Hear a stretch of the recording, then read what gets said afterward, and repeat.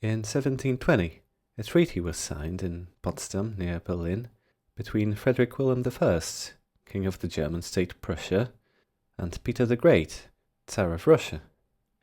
One of its provisions stated that the two monarchs would cooperate to ensure that Liberum Veto and free elections are never to be abolished in the neighbouring Poland. Was it a friendly gesture then, taking care that their friend maintained its liberal course, or did the two monarchs have something more nefarious in mind? Believe it or not, Poland was once a European power. She was even the largest European country by area at one point. But then her central authority started to weaken, slowly but surely pushing the country into anarchy. Two specific laws are cited by historians as contributing factors. The first was Liberum Veto, or free veto in Latin. It was a law peculiar to the 17th and 18th century Poland. Its origin was quite noble. It evolved from the principle that all Polish noblemen were equal, and every measure that came before the parliament had to be passed unanimously. In practice, however, this made it very hard to enact any kind of reform.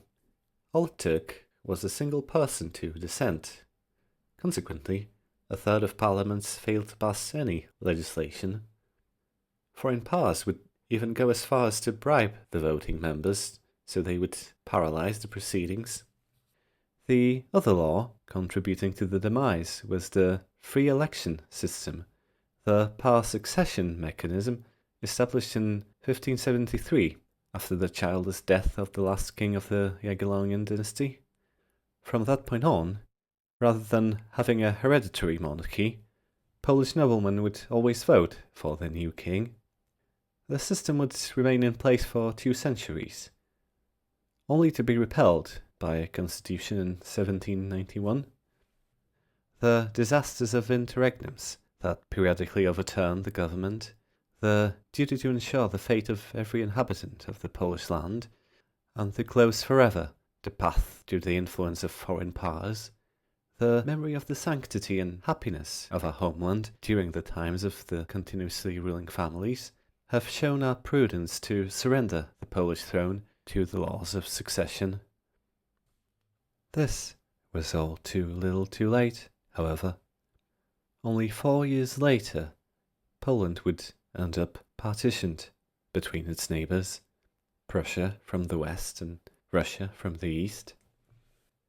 An interesting tale, isn't it? Liberal policies, rule of unanimity, free elections, and two powers conspiring to ensure their neighbour stuck to them, and at the same time not following this example, but rather taking advantage, bribing members of parliament, making sure they elected weak and subservient kings, and failed to enact any reform. Is something similar happening now to all Europe? Are there any examples of a liberal policy being promoted, but not followed by those who preach it? Let me know what you think.